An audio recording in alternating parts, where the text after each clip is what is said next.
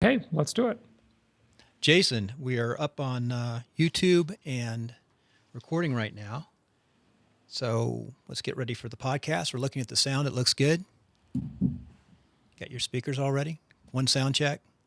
I'm ready. Testing one, two, three. Testing one, two, three. Okay, here we go. 1 minute, a second of silence. Welcome to Timelines of Success, episode 99. Today we have Jason Hartman. Jason, welcome to the show. Hey, Bill, how you doing? Really good. I've got the big celebrity on today. Well, that must be you then.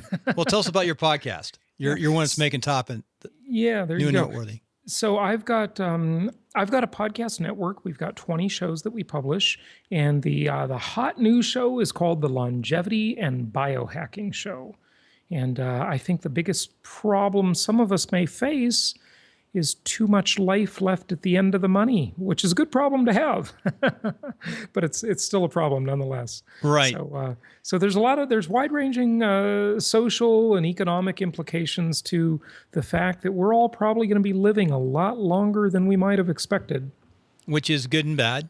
It is. It's good and bad. It's quality of life that counts. So Tell us a little bit about yourself. Where'd you grow up and where are you today and how'd you get there? I know your fundamental background is real estate. Yeah. I grew up in Los Angeles, California. I grew up without much money and wanted to change that as an adult. When I was 16 years old, I saw an infomercial for a real estate guru. I got his book. I read 3 chapters, put it down. I was just in high school. My mom picked it up. She read the whole thing. She got interested in the topic. 2 years later, she says to me, as I'm 18 years old, about to graduate from high school, she says, Jason, you got me interested in this real estate stuff. There's a big seminar in Anaheim by Disneyland this weekend. Why don't you go? And so I rounded up 9 of my buddies from high school, and we went. We all went Friday night. By Saturday morning, only one was left besides myself. By Sunday afternoon, I was the only one. And, I remember Earl Nightingale saying, I just discovered him when I was 17 years old, just a year earlier. And I remember him saying, Bill, if you want to get rich in real estate, learn the business first. And so I thought, I didn't know what these guys were talking about. I thought I'd just enroll in real estate school, get my license, sort of practice the trade for a while so I could understand investing better. And the rest, as they say, is history. That's how it all started. Very good. So you were a real estate agent and a broker for a while? Yeah, I started selling real estate part-time when I was in college and did actually very well at it just as a part-timer, as a kid, and got my real estate license when I was 19 years old. That's really young. I actually ended up buying my first rental property when I was 20. That's good. I started fairly young too, but I was in the military and I accumulated about 4 properties, did really well. Good. In fact, I had so much, I decided to get out of the military and start a building company. Yeah, that's awesome. Where were your properties? They were spread out everywhere. I had probably my best property was Tybee Island. I bought it before the internet got into the area. I bought a foreclosure and built it. I have a strong background in construction. What is Tybee Island? It's in Savannah, Georgia. Okay. Hunter Army Airfield. Yeah, I've owned property in Savannah. Yeah. And then I bought 2 properties in El Toro, which did real well. California, yeah. You buy near military bases, obviously, yeah. And they did really well. And then I bought 2. I actually had 2. My first properties were in Boston. I was in 10 Special Forces when I was young, and those did really well. Those were we bought with the Navy officer. I bought 11-unit brick building. I took 2 of the units, and so I'm a big believer in property. But I almost believe more that you can stay in your normal job or business and just accumulate property. Yeah, definitely. I mean, your day job is important because it allows you to have income to qualify for loans on property, and income property is the most debt-friendly asset in the world, really. And that debt can really enrich you in huge ways. That leverage can be extremely helpful in accelerating your wealth creation and actually reducing your risk. So it's a good thing. You just got to manage it properly. I mean, certainly there's no shortage of stories of people who've gotten themselves into trouble with debt, but managed properly, it's a very, very powerful tool. Right. 2008, 2007, 8, and 9 were very tough years for people in real estate. Yeah. But No question. unless you had some cash, and they were great years. Yeah, that's the time to buy. Be a contrarian and buy when there's blood in the streets, as the saying goes. So what did you do after you're in real estate and you had your business? How did you evolve into where you are today? Yeah, so I started when I was going to college. It was 2 weeks before my 20th birthday. I started selling government repo properties in Orange County, LA County, San Bernardino, and Riverside County. This is all Southern California. And then basically, what I did is one of my clients that bought one of these little investment properties from me. His name is Jim, and he said, Jason, I really don't like this property very much. It's a one-bedroom condo, and I don't think I can get really good quality tenants with it. I want to sell it. So why don't you list it for me, see if you can find a buyer? And I said to him, I said, hey, Jim, you know what? I'll just buy it from you myself. And I did buy it, and that was my first property about 6 months after I was in the business. And then I just started buying up properties, and I was selling property at the same time. And about 9 months after I started at a Century 21 office in Anaheim, I went to work for Remax. And by the time I was 24, I was one of the very successful Remax agents in the world. I was number 59 in the entire world. And I was only 24 years old. So, I was doing really well as a real estate person, as a career, but also as an investor, both. I know you're hustling to be at that level. So what were you doing to actually get listings and get transactions in real estate at 24 years old? Because usually it's a tough business to break into at that age. Yeah, it is. And there were a couple of things. So let me just tell you how I started a little bit more, and then I'll evolve to the listing thing. So I started basically working with buyers, and these buyers, I would place little classified ads, in the Penny Saver and the Orange County Register. And people would call my phone machine and they'd want to see these government repossessed properties. And I'd jump in my Volkswagen Jetta and show them the properties. And then they would write bids on them. And I would present the bids. And sometimes I would win and they'd get the property. And a lot of investors, a lot of first time buyers, I kind of had a mix, but they were, ultra low end, cheap, crummy properties. And then, I did pretty well at that, but I remember seeing a little ad in the back of a real estate magazine, and it was for a newsletter.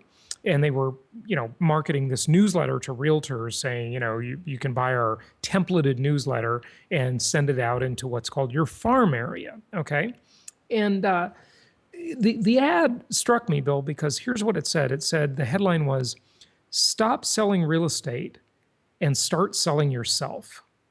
And I thought, that could be the solution, because when you work with buyers and you don't control the inventory, your success is always subject to whatever inventory happens to be available at the time. It's not subject to how good you are, it's how good the inventory is, and you don't control the inventory. You're not the manufacturer of the housing, obviously, unless you're a developer. And so I really changed my focus into the listing area. And I started farming one area in Irvine, California, did very well at it. And then I started adding other farm areas and just became the dominant person in that area who really knew the neighborhood, knew the inventory inside and out. I worked with regular home sellers. And I found that, that was really the best form of business. It was the most scalable, the most adaptable to an assembly line and a workflow. What year was that? Oh, long time ago. I don't exactly know what year, but it was over 20 years ago. When did you start? Well, I was 19, so I was well over 20 years ago. So, because real estate goes through cycles. Yeah. In California, it's gone through a lot of cycles. I've seen the cycles. Yeah. Early 90s, it was good. Yeah, well, I was in the 90s. Early 90s, it was good. I remember then it in slowed down. 1995 when Bob Citron drove Orange County into bankruptcy. And that Right. was crazy. He was investing in derivatives. It's the first time I ever heard of derivatives. And that was a fluke. That was a weird time. It was really weird. That was the county finance chairman or something, or the He elected was the tax collector. tax Yeah, collector, right? and his name was Bob Yep, Citron, I remember that. and Merrill Lynch, who seems to be at the center of many scandals, many multi-billion-dollar scandals. They were fined a bunch of money for that, and it really hurt the real estate market in Orange County. Of course, you also had the hangover from Reagan bankrupting the Soviet Union, and so Right. yeah. California took a big hit because so many military bases closed at about that time. Oh yeah, We yeah. got hit real hard, I You had think, because McDonnell our Douglas in Long Beach. yeah, Yeah. and that military production, like you said, it took a big hit. That was a great time to start accumulating property because I was in Central California in first quarter of '98. The market took off. Yeah.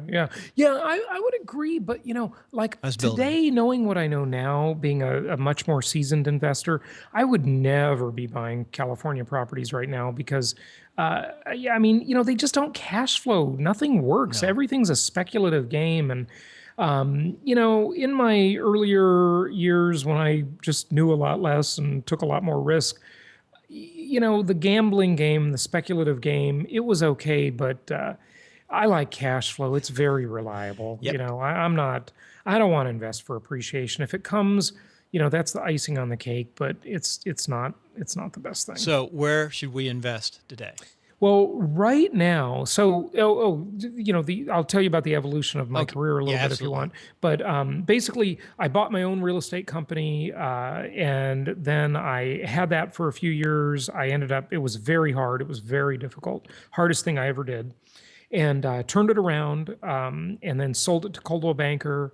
And then I started a real estate investment company because I thought, why can't there be a financial services firm for real estate investors? So I didn't want to ever be stuck again like I was before in the situation, Bill, where all my eggs are in one basket. I knew that real estate income property was the best investment, but I wanted to diversify geographically because the old saying, as you probably know, is all real estate is local. And so I couldn't find anybody to help me do this. I couldn't find anybody to help me invest nationwide. It was very difficult. I'd call different brokers in different areas, and I couldn't get any help or any service. It was just super difficult to do.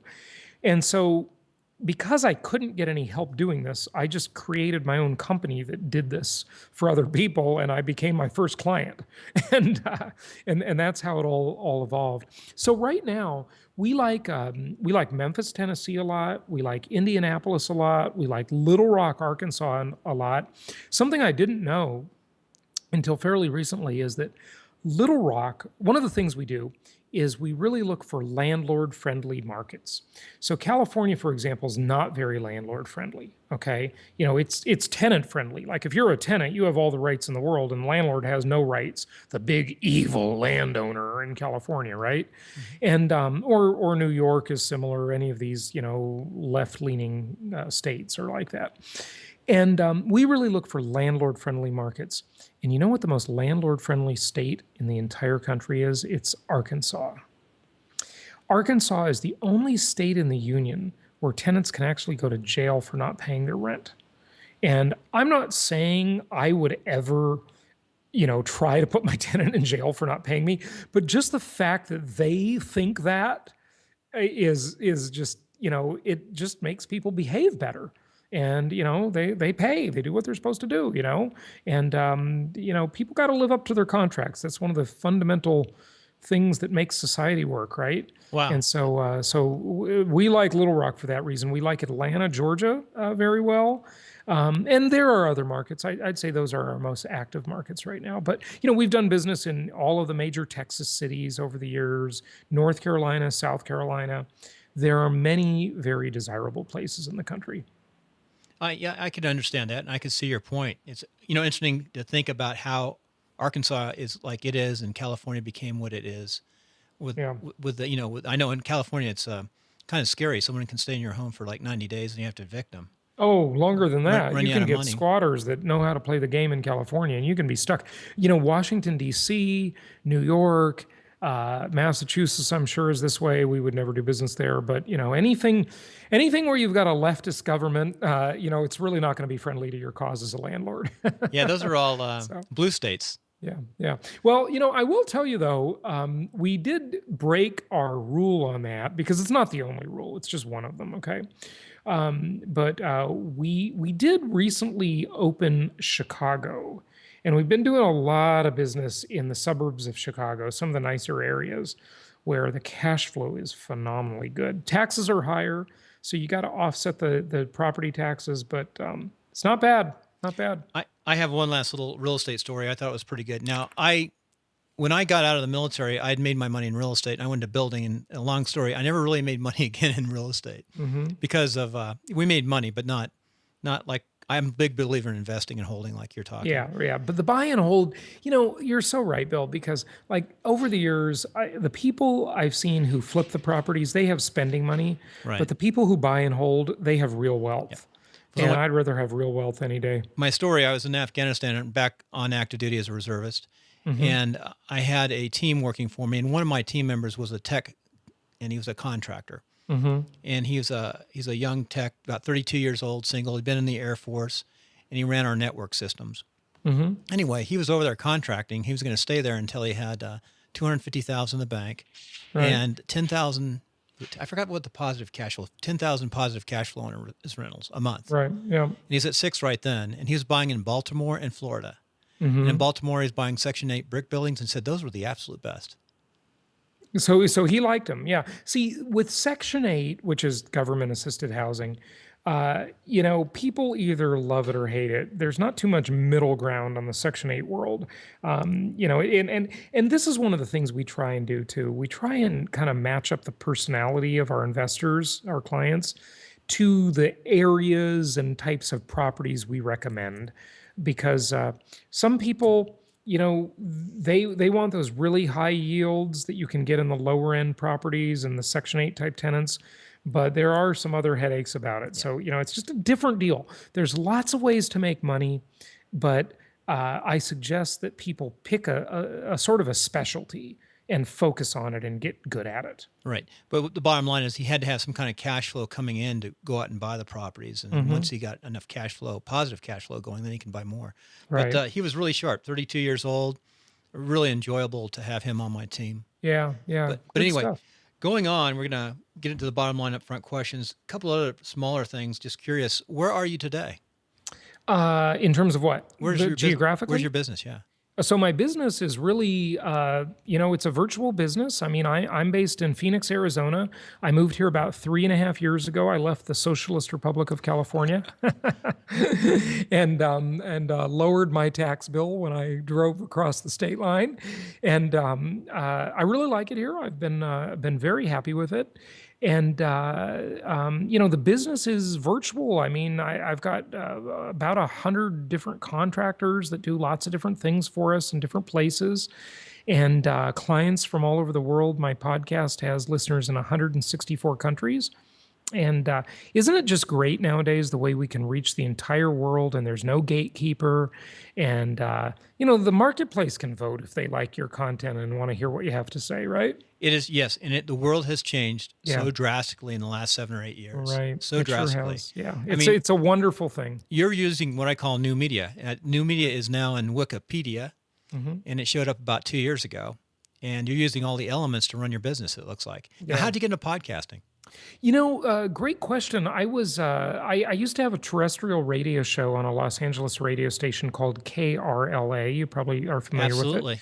And I used to go to Glendale every week and not record my show, broadcast my show. It was live. And it was okay. I mean, it was so. I can't say it was anything great in terms of results. And then I was driving around Newport Beach on a Saturday afternoon. I'm guessing that was in 2005, maybe. And Leo Laporte, the tech guy, was on the radio, and I heard a caller call in and ask about podcasting. And I just perked right up and I'm like, what is this podcasting thing? It sounds pretty interesting. And so I learned a little bit about it and took my terrestrial radio show, the recordings from that show, and turned them into podcast. And that's how I started. And I didn't even do it right in the beginning because it was really just on my website. It wasn't really a podcast in the sense of using an RSS feed, and it evolved to that later.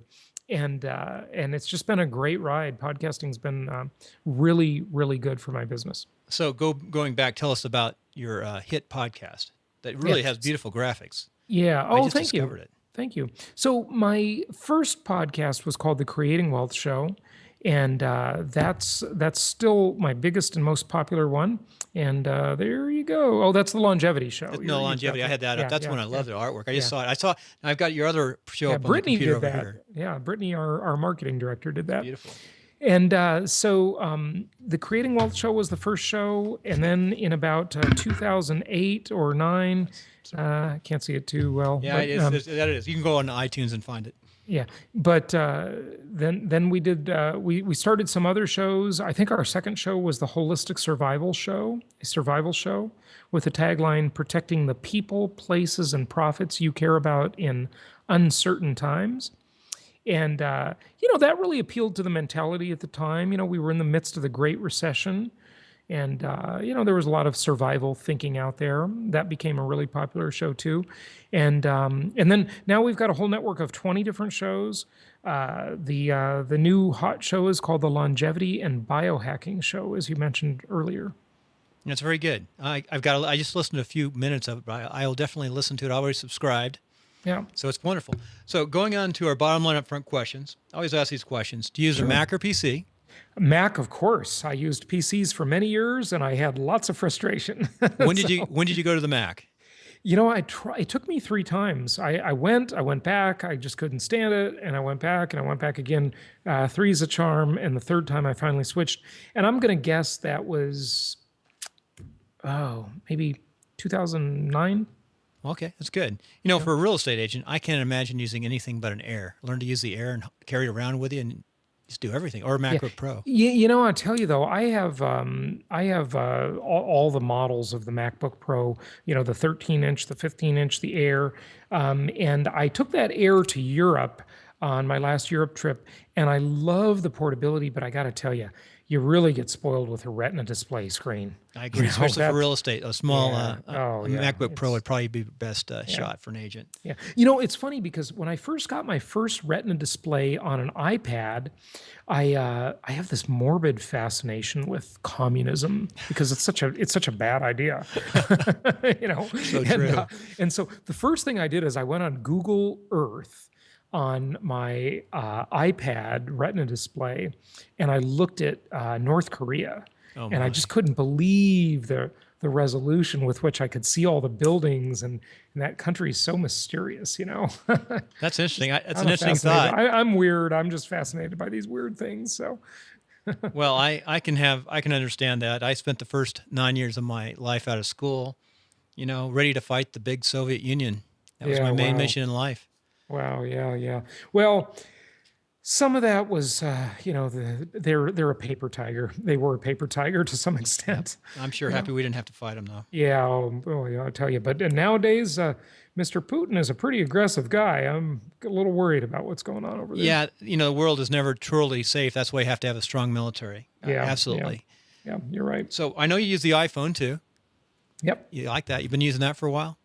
Oh yeah, since the first one. This is I've purchased every one along the way. Is that the 5 or the 6? This is a 6. Yeah, and I think it's too big. Really, you got the small? I got the small one, and I still think it's too big. My hand can't reach things. Yeah. It's I kind of miss. My mom was over, and she did an upgrade, and her iPhone 5 is so little and convenient. I don't know. You're the first person I've heard say that, but I do like the shape of the 5. Yeah, I like the screen, but the size is a bit annoying. So what are your favorite technologies that make you more productive? This for collaboration with my virtual team with over 100 contractors, I really like using secret Facebook groups, and that has been very, very handy for us as a way to collaborate. Of course, many people use Basecamp and all sorts of different project management tools, and we've tried them. We're looking at Trello now again to see if that one. We used Kanban Flow a little bit, and I know it's not ready for prime time as a true project manager, but You don't have to train anybody on how to use Facebook. You can upload files. You can post things, links, have conversations. The way it threads things, it really cuts down on email. It's very nice for free. you know. I do a tech show with Jonathan Denwood called WP Tonic, and we're going through social media.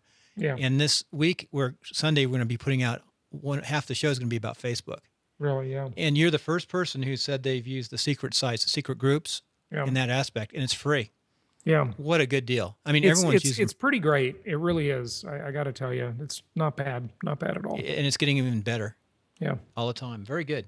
So what quote motivates you? So, gosh, I hope that wasn't What's my your- big technology thing. Like I No, use a lot more than that. I but think that's a good one. It's just I think something I thought of offhand. it's what makes you productive. Now, I know you have your scheduler too. Yeah. Which Oh I'm yeah, I'm yeah. looking at. I like the scheduler. That has really become a very convenient thing. I use VCita for that. Brian Delaney recommended that to me, and of course, the Google Docs suite. I mean, we use Infusionsoft for our CRM and our marketing. Of course, we use a whole bunch of tools, but I got to I ask just you a thought question the about Facebook Infusionsoft. Yeah. Why did you choose Infusionsoft? Because I think it was about 5 years ago we started with it. We used to use Sugar CRM, and Infusionsoft really just at the time was the one that all of the info marketers seemed to like the most and use the most. And I don't know. It's a tough platform. Do you know it I'm well? not saying it's the Do you best. personally know it? Do you personally use it, or do you have someone in your I team? do a little bit, but my staff really digs in and uses it a lot. Yeah, yeah. That's like a full-time job just operating Infusionsoft, I think, for somebody. Yeah, what do you like? Do you use Entreport or Salesforce or something Well, else? to tell the truth, I took a big break for 5 years on a special program, but we had an Mm. Exchange server in our office when we have seven licenses of Act contact management and a Oh VPN yeah, system yeah. where you can I started log in with from Act. anywhere. Yeah, And we had this Act working so well, and we did yeah. a lot of mail. We have people may know it listens. We have a real estate company in California here in Nevada, very small now, and design, build, construction in California before the war. Mhm. So that's how we ran the office, the systems. It was just basically Act. But then I went away for 5 years, and the world changed. The cloud showed up, and everything's Right. different. Yeah. So I'm working right now. We decided to go with Infusionsoft, Hmm. but it's a tough program. Yeah, yeah. I don't think there's any perfect answer.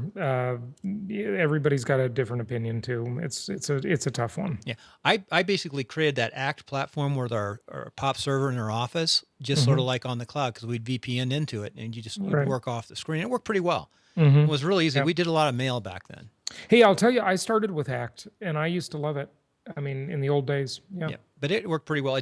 We didn't want to update it because there's so much more out there now. Yeah. But I'll tell you, the one thing I'm really convinced of is I really want to get away from Microsoft any possible way I can. I mean, Microsoft is just has not kept up in my humble opinion. They're having a tough time of it right now. Yeah. That's true. Yeah. It's amazing what Apple has done Yeah. as a company. It's amazing what they've done, and a lot they're the number one company now. Yeah. So going on your motivational quote. Just as a simple one, there's a Zen saying I like a lot, and I'm not a Buddhist, but I just like this saying. It's to know and not to do is to not yet know. Very good. And your favorite author and book or books? Gosh, how can you just pick one of any of these things, right? But Atlas Shrugged by Ayn Rand certainly had a big impact on me. The Seven Habits of Highly Effective People. I'm a big Stephen Covey fan of the late Stephen Covey. And a lesser known one, I discovered Earl Nightingale, Jim Rohn, Dennis Waitley, and Zig Ziglar at age 17. They were kind of my mentors for a long time, and love all of their work. I had Dennis Waitley on my show. Unfortunately, we've lost all three of the others. But Earl Nightingale's Greatest Discovery is an awesome book, if you can find it. He's an amazing I'm guy. sure you can on Amazon. Yeah, yeah. I used to buy his little tapes when I was a first lieutenant on Yeah. active duty. That's the first person I started listening to. Me too. Lead the Field. Lead and the all Field, that. right? Oh, Yeah, yeah, that was great stuff. A Yeah. lot of people don't realize it, though. He was actually a Pearl Harbor survivor as a Marine. Did not know that. Wow. Wow. Amazing guy. Yeah, amazing. So very good. So in tying it all together, when you're not working, running around, by the way, I saw your scheduler. It's like wide open. It looks like you work all the time. Yeah, I do. I got a lot of appointments because I'm producing these shows and That's it. I travel a lot. So what happens when you travel a lot is when you're back, you got to catch up, and so everything's condensed when you're traveling a lot. I've been to 74 countries, so I'm quite a traveler, and that makes you busy when you're back in town. I don't know how you do it. When I first started listening to podcasts, I listened to some of your podcasts. Oh, I really? Did remember you? them Yeah, well. Yeah, because I yeah. remember the libertarian side, Yeah. the I investment definitely side. have a libertarian angle on things. Yeah, I remember it well. I like a lot of the concepts of libertarians: small Yeah. government, more freedom and Oh, liberty. it's the only way to go. Yeah, very good. Yep. So, what do you enjoy? What do you do in your off time? Well, I really am a movie buff. I do like movies quite a bit. And I like to travel, obviously. I like to stay fit and exercise and do yoga and stuff like that and read, that kind of stuff. It's hard to do all those things. The longer you Yeah. work, you stay busy all the Yeah. time. Yeah. I like to go out and party too a little bit, Do you got have to a have a little, family? little bit of a release once in a while. No, I'm looking. Oh, I really? have not found the perfect wife yet, but You're I do believe I may have found the perfect backpack. you're working too hard. Well, I'm just sort of excited about this backpack because I just found it the other day. You want to see? Oh, you ready to climb Mount Whitney? No, no, no. This is just a mid-sized travel backpack. It's not a technical backpack, Okay, but this is an in-case backpack, and it's big, nice. so it can really expand for travel. And I can't wait to go on my next trip and use this thing. It looks like an assault pack. I had a bunch of them over here. I auditioned a bunch of them and sent them all back. This is the one I chose. We had something called assault packs. When you go out Yeah. for a short period of time or you go into combat, you drop your Yeah. big packs and you have a assault pack with your Right, essentials on it in right, your right. bag. Yeah, yeah. It's like the bug out bag size, right? Yeah, Is what you're just talking it's about? a Yeah, bug out, yeah, or assault. We call it yeah, assault. That's all. yeah. Right. Very good. So you just work all the time. No, no, no, no. I don't work all the time. I work mostly during business hours, and the rest is off. I don't really work on weekends too much And or I'm going to anything. ask you quick when you talked about movies, any movie you'd recommend we see right now? Well, I just Uh, saw The Imitation Game. That was really good, and that was like one of the best movies of the year. That was I like really well written movies, and so that was very interesting about breaking the German code in World War II. And then tonight, I'm finally going to go see American Sniper. I'm way late on that one, so those I like. How about you? I've been working a lot myself, and I haven't seen many movies lately because I'm Yeah, working all the time. But we go from time to time. I think I'll pass on American Sniper, yeah. but I Why think it's a why do you great. say that? I mean, you were I in the just I've military. Tell I've me, been 4 tours in Afghanistan. I just don't need to you reflect don't want to back. see any more of No, that. I Yeah, understand what he went through, and my yeah, hats off to everything they do. And I yeah. know I was a I lieutenant don't know colonel. much about the story at all, so I'm just going to So be I mean, saying. it's a good book, Yeah. good movie. But I like Hmm. biographies. Hmm. Uh, I'm trying to even think of something that I've seen lately. It's been so long. Hmm. I wanted to go see Boyhood, but I didn't get to do that Yeah, I didn't see that one in the theaters, and I tried to watch it at home, but it's too long. with my son. Can't. Yeah, and but I do like movies. It's just having the time. I live at the foothills of the Eastern Sierras in the backside, Hmm. and with my spare time, I want to get up on the hills and hike. Right. Yeah. Yeah. It, Yeah. Good. No, it's I like being outside. I agree with you. I didn't mention that one, but I like nature. I like skiing. I yeah. just got back from a little ski trip, and yeah, all We're that we're stuff's in great. Reno. I'm in Reno, backside. I Yeah. love Reno. Good. And when I talked about Whitney, I just signed up yesterday to climb Whitney for a 3-day climb Wow. Good for for a you. second time. That's awesome. Second time. Yeah. Good. It's a Good. tough, and I want to do more. The Pacific Trail is beautiful. Yeah. Good for you. That's awesome. I'll be in Tahoe soon on a ski trip, so I won't be too far from you. No, Yeah. if you get down to Reno, I'll buy you breakfast. Yeah. Hey, sounds good. I look forward to it. So, in closing, what is the most important takeaway from your interview today? Gosh, you're asking me, huh? That's an odd question to ask the guest, right? But You got to you tell know, us what's the most I, important thing you want our listener to take away. one of the things I've been talking about a lot, Bill, is this concept of leverage, and it's why I love real estate investing because you can really get a lot of leverage with real estate investing. So I like to say to people that we need to get leverage in the three most important areas of our lives: our business, our biology, and our investments. And so with business, how do we get leverage? We get leverage through internet marketing, through branding, through scalability, through systems. Those are the basic tenets of leverageable things, right? And the brand is a big part of our leverage. Okay, so that's a big part of it. And then our biology, that's the topic I really examine on the new longevity and biohacking show. How we can make our brain work better, how we can make our body work better, how we can be more effective, how we can extend our life and be more youthful and be more energetic, because energy is the key to pretty much everything that everybody seems to say they want in life. Okay. And so leverage our business, our biology, and last, our investments. And the most leverage friendly asset is income property. So you get to use other people's money and other people's efforts and leverage them in big, big ways with income property. So leverage, that would be my advice for people. Archimedes said, give me a lever long enough and I will move the entire world. So get leverage over your life. Well, I'll tell you what, we're definitely putting your link, your show up on my wife's blog, a real estate blog, because you just said you couldn't have said any better. Yeah. Well, thank you. Very well said. Yeah. So how can we reach you? Yeah, my real estate website is jasonhartman.com for real estate investing. For all the podcast shows, hartmanmedia.com, and Hartman is Hartman. So either jasonhartman.com or hartmanmedia.com, and you can find me on Twitter at jasonhartman, ROI, like return on investment. Very good, Jason. And for the closing question, we always ask, what's your favorite food?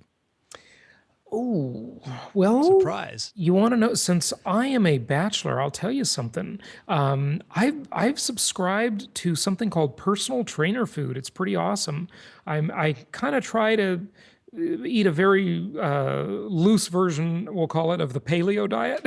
Yeah, it's a good diet. I'm not very strict, though, I must admit. And I subscribe to personal trainer food, and I love this thing. I should be an affiliate for it because I recommend it to so many people. They send you a big box of food, and you can make it real fast, and it's all pretty healthy stuff. It's meat and vegetables, and it's good. So we'll have to look at it. That's my favorite lately. But for just taste, I like a good steak or Italian food. Right. Yeah. I think you do work all the time. Because Yeah. you just talked No, about your food quick, fast.